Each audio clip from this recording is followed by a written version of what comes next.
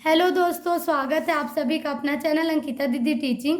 तो आज हम पढ़ने वाले हैं लेखा शास्त्र पुस्तपालन एवं लेखा कर्म कक्षा 12वीं अध्याय 1 साझेदारी फर्मों का लेखांकन का आधारभूत सिद्धांत।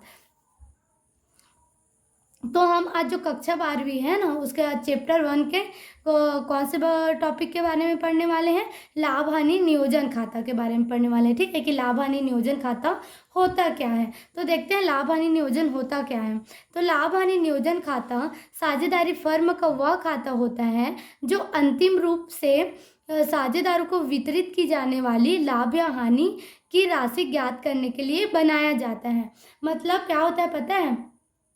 जो साझेदारी फर्म होता है, ठीक है, साझेदारी फर्म क्या होता है? जब दो या दो से अधिक व्यक्ति आपस में मिलकर क्या करते हैं, किसी वैध व्यवसाय को करते हैं। और क्यों करते हैं? लाभ कमाने के उद्देश्य से करते हैं। तो उसको क्या बोलते हैं? साझेदारी फर्म बोलते हैं। ठीक है, तो साझेदारी फर्म में क्या होता है पता है कि पूरे वर्ष भर क्या किया जाता है? बिजनेस किया जाता है, व्यवसाय किया जाता है ना। फिर पूरे वर्ष के अंत में पूरे हमको व्यवसाय में कितना लाभ हुआ है, ठीक है, उसको जानने के लिए कौन सा खाता बनाया जाता है? लाभ हानि नियोजन खाता बनाया जाता है। ठीक है, अब हमको जब पता चल जाता है कि हमको पूरे वर्ष भर में कितना लाभ हुआ है या हानि हुआ है, दोनों ही के बारे में हमको बताता है। ठीक है, लाभ हानि नियोजन खाता क्या करता है? हमको पूरे वर्ष भर का लाभ भी बता सकता है और हानि हुआ रहता है तो हानि भी बता सकता है। ठीक है, फिर उसको जो साझेदार होते हैं उनके बीच में बांटना, मतलब कैसे बांटना है उसका भी ज्ञात हमको कौन से खाता के द्वारा पता चलता है? लाभ हानि नियोजन खाता, है ना। तो लाभ हानि नियोजन खाता का मतलब क्या होता है पूरा, कि हम पूरे वर्ष भर में कितना लाभ हुआ है या कितना हानि हुआ है उसको जानते हैं लाभ हानि नियोजन खाता के द्वारा। फिर जो लाभ या हानि हुआ रहता है उसको जो अनुपात रहता है, बराबर अनुपात रहता है तो बराबर अनुपात में साझेदारों के बीच में बांटते हैं। ये जो पहले से जो निश्चित हुआ रहता है, अनुपात 2, अनुपात 4, अनुपात जैसे भी हमारा अनुपात निश्चित होता है वैसे हम क्या करते हैं? लाभ हानि को बांटते हैं। ठीक है, तो यह सब कार्य किसके अंतर्गत होता है? लाभ हानि नियोजन खाता के अंतर्गत होता है। ठीक है, तो अब देखते हैं इसके अंदर और क्या क्या चीज आता है। ठीक है, तो यह अंतिम राशि साझेदारों को उनके लाभ अनुपात में उनके पूंजी खातों में आंतरित कर दी जाती है।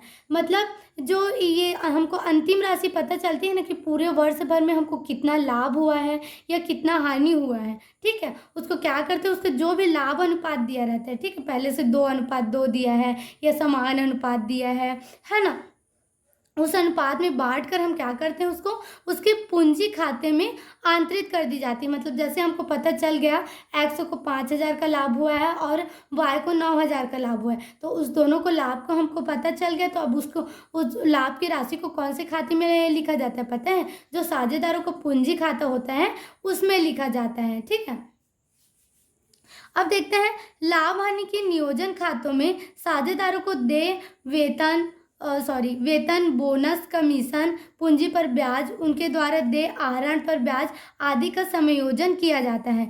देखो, लाभ हानि खाता के अंतर्गत हम क्या क्या समायोजन किया जाता है पता है? लाभ हानि की राशि नियोजन खातों में साझेदार को देय वेतन, मतलब जो साझेदारों को वेतन दिया जाना है, ठीक है, उसका गणना किस में होता है? लाभ हानि नियोजन खाता में होता है। जो बोनस होता है, कमीशन होता है या पूंजी पर ब्याज दिया जाता है या उनके द्वारा आहरण पर ब्याज दिया जाता है। मतलब जैसे कोई साझेदार है, वो क्या किया है, व्यवसाय से अपने निजी उपयोग के लिए पैसा लिया है, ठीक है, तो पैसा के लिए जब पैसा लेगा तो वो फ्री में तो नहीं देगा फर्म उसको पैसा, तो उसके बदला में क्या होगा? उनको ब्याज देना पड़ेगा। तो उनको कितना ब्याज देना पड़ेगा आहरण के लिए, यह सब का समायोजन किस में होता है पता है? लाभ हानि नियोजन खाता में होता है। मतलब ये सब का एंट्री किस में होता है? वेतन, बोनस, कमीशन, पूंजी पर ब्याज या आहरण पर ब्याज आदि का समायोजन लाभ हानि नियोजन खाता में किया जाता है। ठीक है, और अंत में उनकी पूंजी खाता में आंतरित किए जाने वाले लाभ या हानि की राशि लिखी जाती है। मतलब ये सब का क्या करेंगे? हम टोटल जोड़ना घटाना करेंगे कि हमको टोटल कितना ये सब देने के बाद या ये सब प्राप्त करने के बाद हमको टोटल व्यवसाय में कितना लाभ हो रहा है या कितना हानि हो रहा है इसका हमको पता चल जाता है।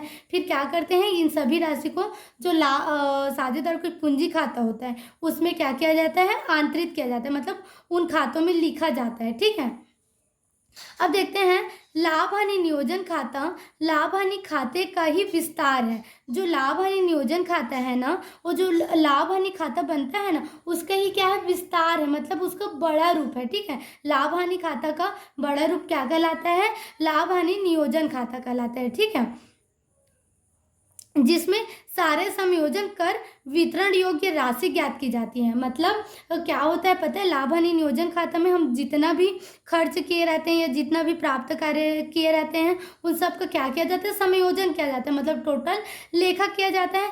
फिर हमको यह पता चलता है कि कौन सा राशि मतलब टोटल राशि कितनी है और किस साझेदार को कितना पैसा मिलेगा। फिर उस हिसाब से क्या करते हैं, जो राशि रहता है उसको वितरण करते हैं। वितरण करते हैं मतलब बांटते हैं। ठीक है,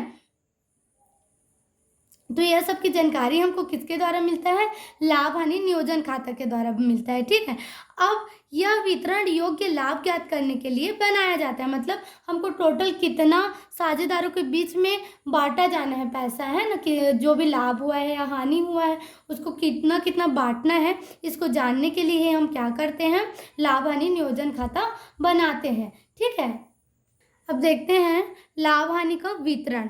लाभ हानि का वितरण मतलब क्या होता है, जो भी हमको लाभ हुआ है या हानि हुआ है उसको बांटना, उसको बांटना ही क्या कहलाता है, वितरण। वितरण मतलब क्या होता है, बांटना। ठीक है, तो किसको बांट रहे हैं हम, लाभ हानि को बांट रहे हैं। तो कैसे बांटना होता है, देखते हैं। साझेदारों के मध्य लाभ हानि का वितरण अनुबंध के अभाव में बराबर बराबर किया जाता है।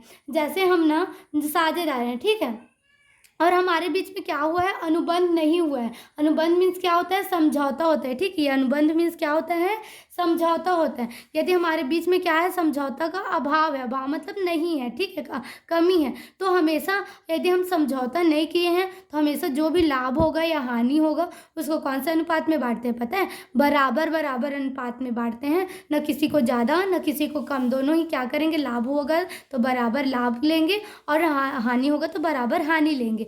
ये कब स्थिति आती है, बराबर की, जब हमारे बीच में क्या होता है, अनुबंध नहीं होता तब। ठीक, परंतु साझेदारों ने लाभ हानि के विभाजन का अनुपात पूर्व से ही तय कर लिया है। मतलब मान ले जाओ जो साझेदार हैं उन्होंने पहले से यह निश्चित कर लिया है कि हम लाभ हानि को 4:2 के अनुपात में बांटेंगे। ठीक है, 4:2 के अनुपात में बांटेंगे, मतलब एक जने को 4 हिस्सा मिलेगा और एक को क्या मिलेगा, 2 हिस्सा मिलेगा।